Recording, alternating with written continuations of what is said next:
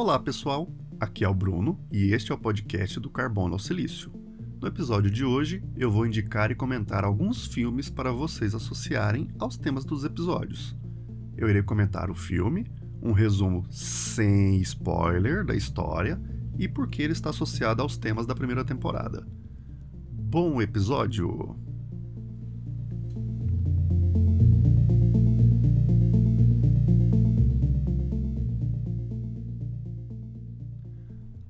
Os episódios sobre filmes, séries e livros ainda não estão claros na minha cabeça.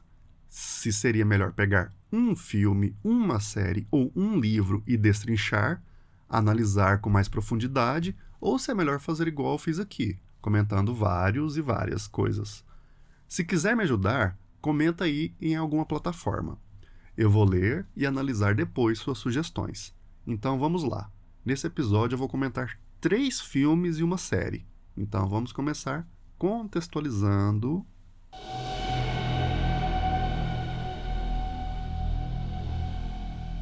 Assim como a psicologia, o cinema também surgiu em meados do século XIX. Imagine que nessa época, até uma fotografia era algo difícil das pessoas terem acesso. Então, as pessoas não tinham conhecimento sobre imagens que se movem, que é o caso do cinema. E como esse é um podcast sobre psicologia, neurociências e ficção científica, vamos entender o impacto disso na época. Os principais responsáveis pela criação do cinema foram os irmãos Lumière, em Paris, na França. O que eles criaram foi um equipamento que captava várias fotos e conseguia fazê-las serem reproduzidas em sequência, criando uma ilusão de movimento. Agora, uma observação. Você já se perguntou por que as imagens de um filme parecem se mover de maneira tão fluida? Para dar a ilusão de movimento, o cinema geralmente usa uma taxa de 24 frames por segundo, sendo o frame uma, abre aspas, foto individual. Ou seja, com 24 fotos você forma 1 segundo de movimento. Isso é possível pelo fenômeno da persistência da visão ou persistência visual, que faz as imagens individuais durarem um certo tempo, fazendo com que, quando várias são expostas em sequência, elas se fundam, na nossa percepção aqui, na nossa consciência, dando a ideia de uma continuidade. Existem outras variações nessa taxa de frames, mas a 24 frames por segundo é a clássica. Voltando aos irmãos Lumière, eles criaram e apresentaram as primeiras projeções cinematográficas, que eram apenas curtas-metragens sobre o cotidiano, como pessoas andando pelas ruas e um trem chegando a uma estação. Os irmãos Lumière projetavam isso em um tamanho grande, afinal, estamos falando de cinema, Se fosse para fazer pequeno não precisava.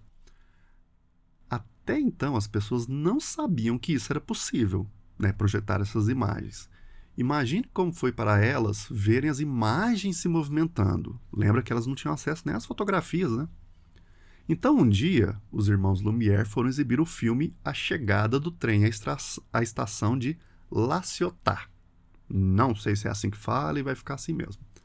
E o milagre do cinema aconteceu. Para algumas pessoas da plateia, a impressão foi tão forte, mas tão forte, que elas se levantaram assustadas e correram para longe da tela porque acreditaram que um trem de verdade estava vindo em sua direção. Essa reação demonstra como a ilusão criada pelo cinema era tão realista que as pessoas não conseguiam distinguir a ficção da realidade. Essa experiência pioneira dos Lumière mostra o poder do cinema de nos transportar para outros mundos e de evocar emoções intensas. Pensa comigo, os filmes eram em preto e branco e sem som. Mesmo assim, o impacto foi tão forte que causou esse rebuliço todo. Mas vai vir alguém, Bruno, mas isso é exagero. É exagero sim. Duvido que você nunca assistiu um filme e ficou com medo, raiva, chorou de alegria, de tristeza, mesmo sabendo que aquilo era uma mentira, que são atores e atrizes interpretando. Ainda mais quando tem cachorro, aí que a gente chora mesmo, A tecnologia de uma época impacta a audiência. Basta se lembrar de filmes antigos. Na época que eles foram lançados, eles chocaram, com a tecnologia, com os efeitos especiais. Se você já assistiu Metrópolis, 2001, Odisseia no Espaço, Guerra nas Estrelas, Jurassic Park, Harry Potter, Senhor dos Anéis. Duvido que quando vocês assistiram esses filmes pensaram, nossa, que coisa boa, que coisa bem feita. Eu, por exemplo, quando assisti Avatar no cinema pela primeira vez, fiquei impactado com a qualidade. Um ano depois, ou vendo isso na televisão, pensei, nossa, que movimento esquisito, olha essa cor, que cor estranha. Mas a moral da história é que o cinema é uma arte e um meio de comunicação que influencia profundamente nossa mente, nossas emoções, nossas percepções, nossos comportamentos e também os nossos pensamentos. Quando a gente assistia isso, pensava uma coisa, agora a gente tem um outro conhecimento e pensa outra. Desde os primeiros filmes, como os que citei, né, até os de super-heróis atuais, o cinema tem essa capacidade de nos transportar para diferentes mundos, nos fazer conhecer histórias, vidas de pessoas, situações, novos mundos e até realidades paralelas. Através de narrativas visuais e sonoras, o cinema captura nossa atenção, muda o nosso pensamento, cria memórias e até pode traumatizar algumas pessoas. E qual a importância dele, do cinema, para a psicologia, neurociências e as ciências da mente em especial, e principalmente para esse podcast? O cinema serve como uma ferramenta valiosa de explicação de conceitos, como seria a vida de alguém com algum problema, como seria uma realidade onde as pessoas funcionassem diferente, como seria a vida mental de outros seres, até mesmo de alguns seres criados pelo ser humano, como os robôs e as inteligências artificiais. Se você acompanhou a primeira temporada, sabe que eu abordei a psicofísica, a história da psicologia e das neurociências, sensação e percepção, atenção, memória, pensamento e transtorno de estresse pós-traumático, TEPT. Vamos pensar aqui rapidinho né, na relação dessas coisas com o cinema. A psicofísica, a sensação e a percepção estudam a relação entre os estímulos físicos e a nossa experiência mental. Então, entender como nossa experiência mental funciona foi e é fundamental para o cinema.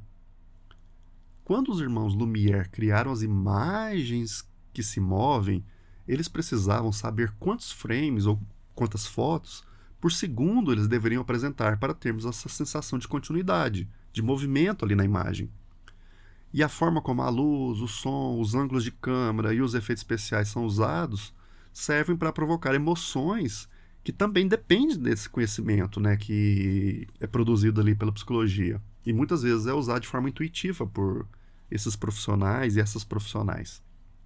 Se um filme atual quer mostrar uma memória do passado, ele pode deixar, por exemplo, a imagem em preto e branco, distorcida de alguma forma, que nós vamos entender como sendo do passado. Por quê? Porque nossas memórias são difusas, são confusas, né? Elas não são a imagem perfeita do que a gente lembra. Uma câmera dando um zoom bem nos olhos de um personagem serve para ilustrar que algo está acontecendo dentro da cabeça da pessoa, ou mostrar sua expressão facial para enfatizar sua emoção.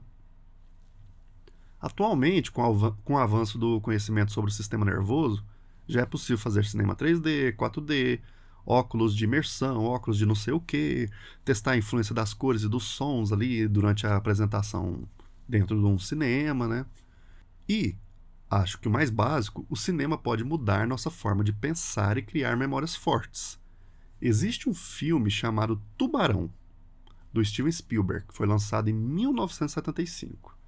Você provavelmente, talvez não tenha visto o filme, mas provavelmente conhece a música do filme, a trilha de quando o tubarão iria aparecer. Essa música é parte da nossa memória coletiva. Mesmo que não tenha assistido o filme, se você ouvir, vai saber que algo perigoso está vindo. E se você conhece essa trilha, você está ouvindo ela agora na sua cabeça. O mesmo vale para os violinos lá do filme Psicose, na famosa cena do banheiro. E ainda, nesse filme, né, do Tubarão, ele traumatizou uma geração inteira. Até mesmo pessoas que não moravam perto do mar e nunca foram ao mar ficaram com medo de tubarão.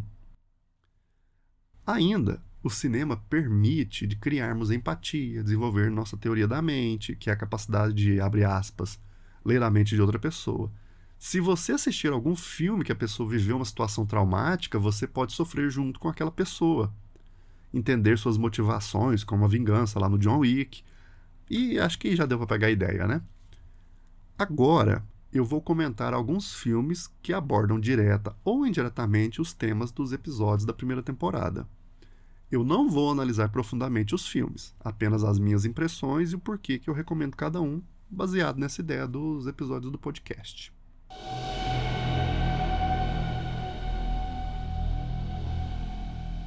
O primeiro filme que eu vou sugerir é baseado num livro. O filme é Frankenstein, de 1931, dirigido por James Whale. É nesse filme que tem um monstro clássico, com os parafusos no pescoço e que foi imortalizado por Boris Karloff. Eu recomendo o filme em preto e branco para você entrar no clima, deixar parecer que aquela realidade aconteceu e foi lá no passado. O filme é baseado no livro de Mary Shelley, chamado Frankenstein, lançado em 1818. Esse livro já tem umas curiosidades, mas fica para algum episódio sobre os livros. O livro, e por consequência o filme, apresenta o arquétipo do medo do desconhecido e da ciência descontrolada, sem ética. O livro teve um grande impacto na época e a releitura pelo filme tornou o monstro criado por Frankenstein um ícone cultural.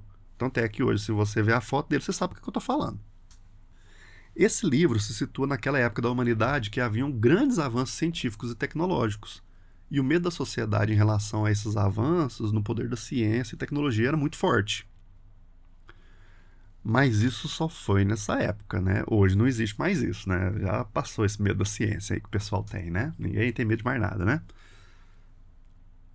Então vamos lá. Qual que é a história do filme?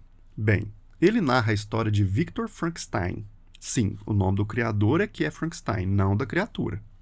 O Victor Frankenstein sai de sua cidade para estudar fora. Fica obcecado com a ideia de criar um ser vivo a partir de partes de cadáveres, de criar a vida, né? E ele consegue fazer essas partes se tornarem uma criatura com vida. E depois disso vem as consequências, que não vou falar porque aqui não vai ter spoiler, né? Agora pense nas questões que podemos levantar a partir disso. Ele pega um monte de partes ali de cadáveres e forma um ser vivo ali, com cérebro e tudo. O que é estar vivo, né? O que seria a vida, então? Como seria a percepção da criatura que ele criou? Como as pessoas reagiriam à existência dessa criatura, sabendo que ela foi criada e que é possível criar a vida a partir disso? Sabendo que ela é feita de cadáveres, né, no caso. E os órgãos sensoriais dessa criatura, né? Como que funcionariam? A criatura que eu falo aqui é um ser vivo agora, né? O que esse ser pensaria? E as memórias? Como usou partes de outras pessoas? Será que tem memória ali? Será que o cérebro do doador desse cérebro, o doador desse cérebro aí, será que tem memórias que a criatura vai usar? E o senso de eu, a sua identidade, né? A criatura se vendo daquele jeito, como é que ela se perceberia se comparando com os outros? Claro que tem outras questões, né? Que só assistir o filme que você vai saber. Mas uma última coisa sobre esse filme é: até onde vai a ética na ciência? Será que seria ético renascer alguém em outro corpo? A criação de Frankenstein levanta perguntas sobre as responsabilidades e as consequências de ultrapassar os limites naturais. Um tema relevante tanto no século XIX quanto hoje. E quando eu falar da série Altered Carbon, você vai entender o tanto que isso é atual. Agora, vamos ao próximo filme.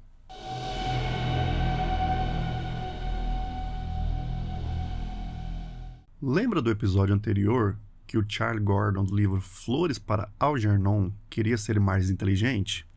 O filme que vou indicar tem uma premissa que lembra isso. O filme é Sem Limites, ou Limitless, que foi lançado em 2011. Ele explora uma ideia muito boa e desejada pela maioria de nós. O que aconteceria se pudéssemos desbloquear todo o potencial do nosso cérebro com uma simples pílula, um comprimidinho? Ed Murray, ou Morra, né, em português ficaria assim, é um escritor em crise que é interpretado por Bradley Cooper. Ele descobre o poder do NZT-48, que é uma droga que aumenta drasticamente suas capacidades cerebrais a níveis extraordinários.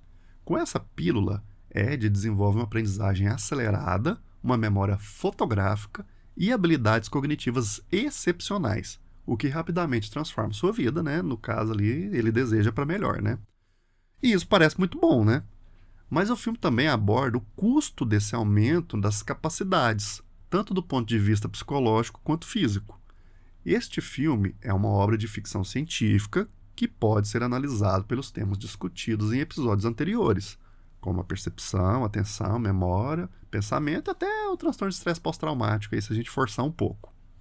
O filme nos desafia a considerar as implicações de alterar nossas funções cognitivas básicas de maneira tão profunda.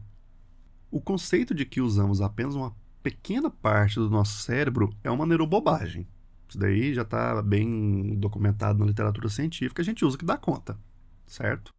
Mas no filme é explorado, né, essa ideia de que a gente pode usar mais de uma maneira muito dramática e criativa, levantando questões sobre o que realmente significaria desbloquear o potencial completo do cérebro humano. O filme sugere que aumentar drasticamente as habilidades cognitivas não é apenas uma bênção, mas também pode ser uma maldição. Ed começa a experimentar o mundo de maneira diferente, com sua percepção, atenção e memória radicalmente expandidas. Ele se lembra de detalhes que antes lhe escapavam. Ele aprende novas línguas em horas e resolve problemas complexos com facilidade. Só que essa capacidade também intensifica suas memórias, incluindo as memórias traumáticas, né? Olha o transtorno aqui aparecendo, né? Isso levanta uma questão central. Será que um aumento no poder mental necessariamente leva a uma vida melhor, mais satisfatória? Outro ponto explorado pelo filme é o impacto dessas mudanças no pensamento e na personalidade. Ed não apenas se torna mais inteligente, mas sua forma de pensar e tomar decisões também muda drasticamente. Ele se torna mais impulsivo, arriscando tudo por ganhos rápidos. Então, será que seria ético deixar uma pessoa assim? Se nossos pensamentos e comportamentos são alterados dessa forma por uma substância, até que ponto permanecemos a mesma pessoa? Isso levanta uma questão fundamental sobre a natureza da nossa identidade e personalidade, pontos fundamentais tanto na psicologia quanto nas neurociências. Ainda, o filme provoca uma reflexão sobre a percepção. Com capacidades mentais expandidas, Ed começa a ver o mundo de uma maneira diferente. Lembra da psicofísica? A sensibilidade de Ed aos detalhes, às nuances das interações sociais e aos próprios sentimentos se transforma, fica mais forte, fica mais aguçada. Mas isso faz se questionar. Ver mais significa entender melhor? Ou a sobrecarga de informações torna mais difícil separar o que é essencial do que é supérfluo? Outro aspecto relevante é o custo físico e psicológico do uso da substância lá, né, o NZT-48. O filme mostra que, embora o aumento da capacidade mental possa parecer inicialmente benéfico, há consequências graves, como dependência, danos neurológicos e alterações na personalidade. Isso reflete preocupações reais sobre o uso de substâncias para melhorar o desempenho cognitivo, algo que já vemos hoje em debates sobre o uso de drogas nootrópicas e estimulantes. O que isso significa? Drogas que supostamente melhoram o desempenho cognitivo, como algumas aí que eu não vou citar o nome, que o pessoal usa para estudar. Ou também leva a outro questionamento até, né, o uso de chips mentais, né, desses implantes de chips, que também vem sendo abordado na mídia. Será que realmente isso é benéfico, como parece? Para finalizar, Sem Limites questiona a ética e o nosso desejo de sucesso sem limites. Não podia perder o trocadilho, né? E não pensemos apenas em drogas, basta pensar nessa enxurrada de supostos cursos que alegam destravar o nosso potencial máximo, né? Que as pessoas estão ganhando rios de dinheiro com isso, mas não está dando o resultado que as pessoas querem. Até onde estamos dispostos a ir para alcançar nossos objetivos? E o que acontece quando o poder vem com um preço tão alto? A busca de Ed por sucesso e realização é uma metáfora poderosa para as tensões entre os nossos desejos e a realidade das nossas limitações humanas. Então, antes de assistir o filme, escute os episódios do podcast aí, né, para você entender a parte científica, e depois tente entender as questões que o filme traz, né? Como seria realmente viver com uma mente tão poderosa? E quais seriam as implicações de romper os limites do cérebro humano? Assista, né, o filme aí, depois você vai aqui nas redes sociais aí e comenta o que acha do podcast e do filme a partir do podcast. Beleza? Vamos agora ao próximo filme.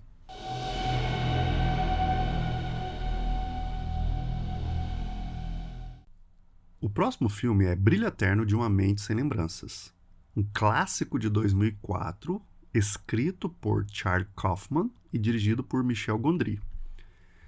Se um filme de 2004 parece antigo para você, sugiro repensar isso.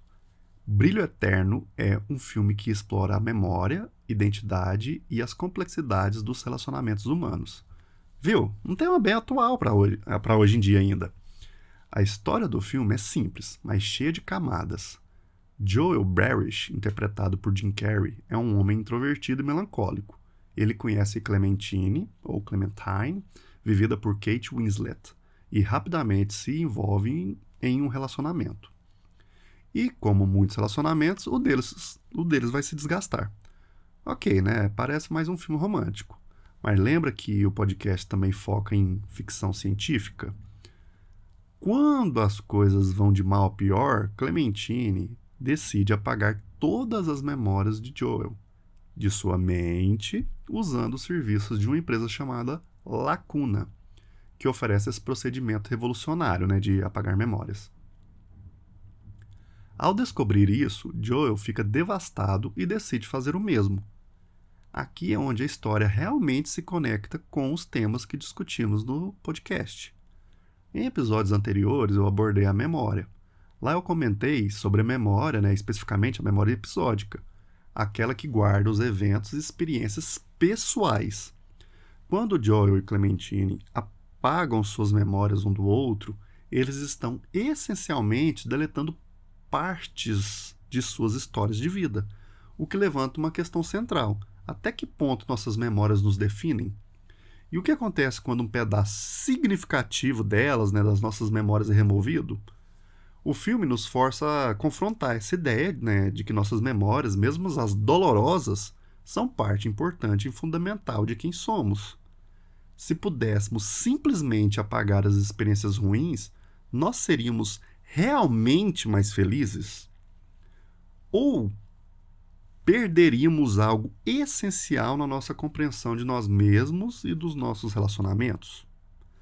O filme sugere que, sem essas memórias, poderíamos nos perder, ficarmos desconectados de uma parte fundamental do nosso eu, da nossa identidade.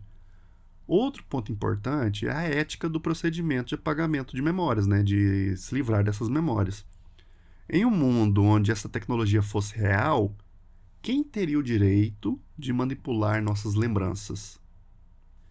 E quais seriam as consequências sociais e pessoais de tal intervenção? Aqui já podemos ir além do que o filme traz e pensar. Imagine que isso poderia ser usado para o mal, né? Para as pessoas com segundas intenções aí, como apagar memórias para encobrir crimes ou manipular pessoas. Se a pessoa não tem memória de um crime que cometeu, como ela seria julgada, né, se essa memória for apagada? Voltando ao filme, Brilho Eterno explora o impacto emocional de esquecer as coisas, né, de apagar as coisas da memória. Como você poderá assistir no filme, mesmo com as memórias apagadas, algo persiste. Uma sensação, uma intuição de que algo importante foi perdido e que quando você está perto daquela pessoa, você sente alguma coisa ali, né, que foi perdida. Isso levanta questões sobre a natureza da memória e do inconsciente, temas que também foram abordados no episódio de memória, que a gente tem memórias implícitas, né? Será que algumas memórias são tão profundamente enraizadas que mesmo se a gente apagá-las, elas continuariam a influenciar nossos sentimentos e comportamentos de maneiras que não podemos compreender completamente? Porque uma coisa é um modelo hipotético que a gente estuda, né, em laboratório. Outra coisa é na vida real. Será que se apagar, realmente apaga tudo? Ou vai ficar alguma coisa ali, né? Então, finalizando, né, o filme é bom não só por essas questões que eu trouxe. Ele é bom principalmente porque o roteiro é excelente e a direção é muito criativa e sensível. E os dois atores aí, não preciso nem falar, né? São excelentes. Eu já assisti o filme mais de uma vez e não enjoei dele. A segunda vez foi melhor que a primeira ainda. Se você ainda não assistiu O Brilho Eterno de Uma Mente Sem Lembranças, recomendo ouvir o episódio 6 do podcast, né, onde eu discuti sobre a memória. Depois, ir lá e assistir o filme. Aí você vai poder fazer uma leitura mais profunda e científica da história. É coisa de nerd, né? E se já ouviu, né, o episódio, vale a pena assistir ou revisitar esse filme, né, se você já assistiu alguma vez. E se você gostar, comentem nas redes sociais.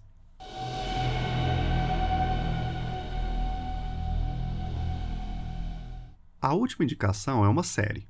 A série que vou indicar aqui é Altered Carbon, ou Carbono Alterado, uma adaptação do livro homônimo de Richard Morgan, de 2002. Se você é fã de ficção científica, especialmente do subgênero cyberpunk, esta série é um prato cheio para você. Para quem não está familiarizado com o termo cyberpunk, ele pode ser definido como um subgênero da ficção científica que retrata futuros distópicos, catastróficos, onde a tecnologia avançada coexiste com a decadência social. O termo é uma fusão de cibernético, relacionado a computadores e sistemas digitais, com o movimento punk, que é um movimento contracultural que desafia o status quo. Exemplos clássicos do subgênero cyberpunk é o Blade Runner, o filme Blade Runner, Akira, as obras literárias como Neuromancer e Snow Crash. A série Altered Carbon nos leva a um futuro onde a identidade humana se dissocia do corpo físico, graças a uma tecnologia chamada Stack. Esse dispositivo, implantado na base do crânio, permite que as consciências sejam armazenadas e transferidas entre diferentes corpos, que se tornam meros invólucros, meros objetos onde a gente vai funcionar ali, vai guardar a consciência. A morte, no sentido tradicional, perde seu significado, já que a pessoa pode simplesmente ser reativada em um novo corpo. Essa premissa enriquece a história e levanta questões filosóficas e psicológicas que dão muito pano para a manga, para discussões muito importantes, muito legais também. O protagonista, Takeshi Kovacs, é um mercenário que acorda 300 anos após a sua morte, após a morte do seu corpo original, no caso aqui. Pensa, imagina, você ser lá do século XVII e acordar hoje. Então, Kovacs vai acordar numa sociedade que ele mal reconhece, com uma tecnologia que ele não tem a mínima noção de como funciona. E em determinado momento ali, ele é contratado por um bilionário para resolver o mistério do seu próprio assassinato.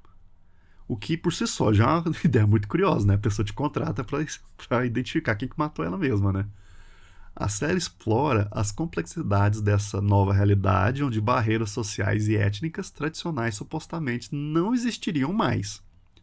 A identidade, antes profundamente enraizada no corpo e na aparência, como é hoje, torna-se fluida e mutável. Imagina as implicações de uma mulher renascendo no corpo de um homem, ou de um personagem como Kovacs, que começa como um homem branco europeu e depois passa a habitar um corpo totalmente diferente em outra temporada. Agora vamos conectar isso com os temas do podcast. A série, Altered Carbon, nos força a reconsiderar nossa compreensão de identidade e percepção. Se o corpo é apenas um invólucro descartável, o que acontece com nossa sensibilidade e com os limiares psicofísicos que definem a experiência do mundo? Como nosso cérebro, e por extensão nossa memória, processaria essa mudança radical? Afinal de contas, será que nossas memórias episódicas, que incluem a imagem de nós mesmos, seriam completamente reconfiguradas? Será que a gente conseguiria adaptar essas memórias para o novo corpo? Aqui podemos traçar um paralelo interessante com o filme Brilho Eterno de Uma Mente Sem Lembranças, que também explora a manipulação da memória. Em ambos os casos, há a possibilidade de apagar ou modificar partes significativas da identidade pessoal. Altered Carbon dá um passo adiante, ao propor que não apenas as memórias podem ser alteradas, mas o próprio corpo, que serve de ancoragem para a identidade física nossa, que pode ser trocado por outro, até de outro gênero, até de outra etnia. Além disso, a série toca em questões éticas e sociais sobre o poder que essa tecnologia confere a quem a controla. A imortalidade ou a capacidade de viver indefinidamente, mudando de corpo, se torna um privilégio dos ricos, criando uma sociedade ainda mais elitista, desigual e distorcida. Vale mencionar que a série também se destaca pela exploração de inteligências artificiais, que desempenham papéis cruciais na trama. Uma dessas inteligências artificiais é um personagem fascinante que, se você gosta de literatura de terror, horror, vai adorar. Mas como aqui é sem spoiler, eu não vou falar quem é, Se você ainda não assistiu Altered Carbon, esta é uma série que merece sua atenção. Não apenas pela ação e os efeitos visuais impressionantes ali, bem no estilo de Blade Runner, mas pelas questões que levanta sobre o que significa ser humano em um mundo onde a tecnologia redefine os limites da existência. E, para complementar, vale a pena conferir os episódios 4 e 6 do podcast, onde eu trouxe a percepção e a memória.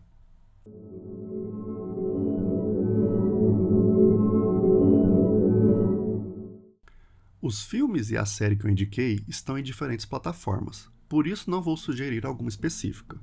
Mas caso queira ajudar o podcast de alguma forma, vai lá no site e veja como. Espero que tenha gostado do episódio. Se está gostando do podcast, fale para suas amigas, seus amigos, sua família. Dê uma boa nota para ele na plataforma que você o acompanha. Se não gostou, se tem sugestões construtivas, visite o site e me fale por lá o que pode ser feito para melhorar. O site é docarbonoaosilicio.wordpress.com. Um abraço e até o próximo episódio.